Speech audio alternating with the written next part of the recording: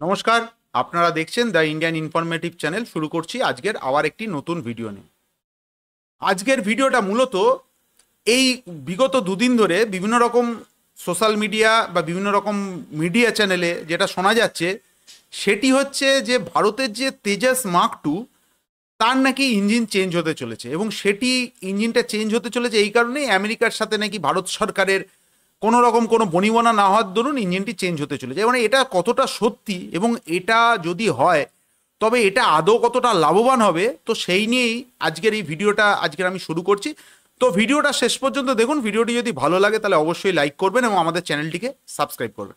আপনারা জানেন যে আর কিছুদিনের মধ্যে, হয়তো কয়েকটা মাসের মধ্যেই, ভারতীয় বায়ুসেনার যেটা সব থেকে যে প্লেনের উপর ফোকাস রয়েছে সেটি হচ্ছে তেজাস মার্ক টু। তার কারণ এই একটি প্লেন ভারতের যে সমস্ত রকম যে সমস্যা, ফিফথ জেনারেশন ছাড়া বাদবাকি যে সমস্যাগুলো আছে, এই একটি প্লেন দ্বারাই সেই সমস্যা কিন্তু দূরীভূত হয়ে যাবে।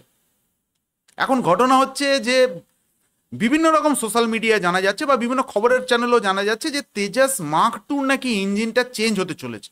এখন এই ইঞ্জিন চেঞ্জ হওয়ার কথাটা যেটা বলা হচ্ছে সেটি হচ্ছে, আপনারা জানেন যে তেজাস মার্ক টুতে আমেরিকার G414 ইঞ্জিন বসানো রয়েছে। এখন এই G414 ইঞ্জিনের যে এই ধরনের যে বসানোর যে লক্ষ্যমাত্রা, সেটা তো আজ থেকে হয়নি, এটা হয়েছে আজ থেকে 10 বছর আগে।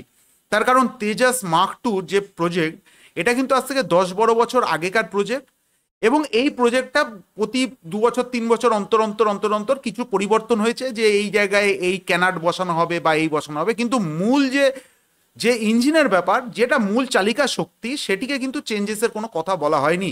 এবং প্রথম থেকেই G414 ইঞ্জিনের কথা বলা হয়েছে, যেটা কিনা 98 কিলো নিউটনের থ্রাস্ট উৎপন্ন করে আফটার বার্নার দিয়ে, এবং যেটা শোনা যায় সেটি হচ্ছে এই ধরনের ইঞ্জিনই সাফিসিয়েন্ট আমাদের যে তেজাস মার্ক টু এর ক্ষেত্রে, সেটা সাফিসিয়েন্ট।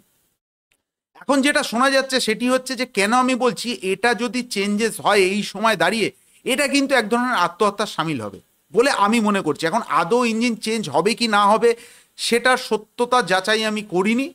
বিভিন্ন মিডিয়া চ্যানেল বা বিভিন্ন বড় বড় চ্যানেলে বলা হচ্ছে যে এই নাকি ইঞ্জিন চেঞ্জ হবে। এখন প্রশ্ন হচ্ছে যে এই G414 ইঞ্জিনের বদলে শোনা যাচ্ছে সেটি হচ্ছে ফ্রান্সের যে ড্যাজো অ্যাভিয়েশন, আপনারা জানেন যে রাফেল এই মুহূর্তে আমরা ব্যবহার করছি।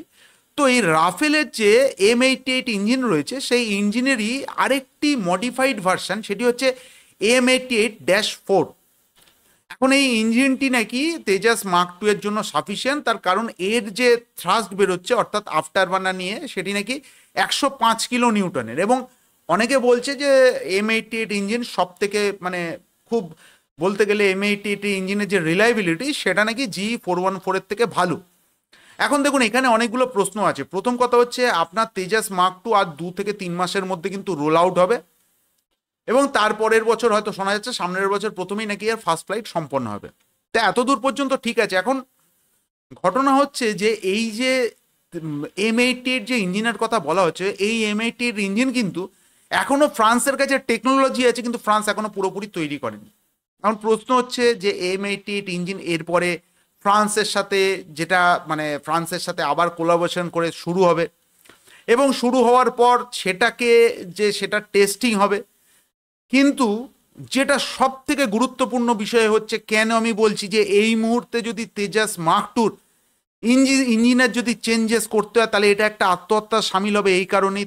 তার কারণ হচ্ছে G414 আমেরিকার যে ইঞ্জিন আর M88-4 এর ইঞ্জিনের কিন্তু গঠনগত অনেক পার্থক্য আছে। ফলে আপনাকে কিন্তু তেজাস মার্ক টুতে স্ট্রাকচারাল চেঞ্জেস করতে হবে, আর এই চেঞ্জেস করতে গেলে কিন্তু আপনার যে ডিলে, সেটা কিন্তু আরো অনেক দূর চলে যাবে।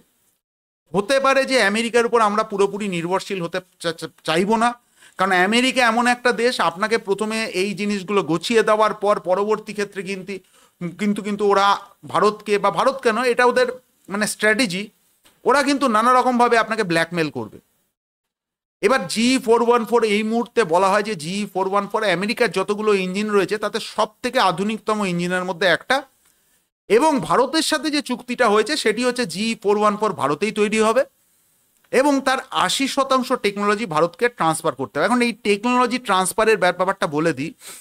মূলত এই টেকনোলজি ট্রান্সফার করার সাথে সাথে ভারতের যেসব LRU রয়েছে বা ভারতের যেসব বেসরকারি সংস্থা রয়েছে, যে এমএসএমই, তারা কিন্তু তাদের স্পেয়ার এই মাফ করবেন, এই তেজাস মার্ক 2 এর যে ইঞ্জিন GE414 ইঞ্জিনের কিন্তু যে স্পেয়ার পার্টস তারা তৈরি করবে। এখন পরবর্তী ক্ষেত্রে আমেরিকা যদি স্পেয়ার পার্টসের জন্য এই ইঞ্জিন ডেলিভারি করতে ডিলে করে, তবে সেক্ষেত্রে আমরা কি করছি, আমরা GE404 এর মতন না, যেটা কিনা তেজাস মার্ক 1 এর বসানো রয়েছে, যে আমরা ডাইরেক্ট পারচেস করছি। এতে কি হয়, এতে একটা সুবিধা হচ্ছে ইঞ্জিনের দাম কিন্তু অনেকটা কম হয়।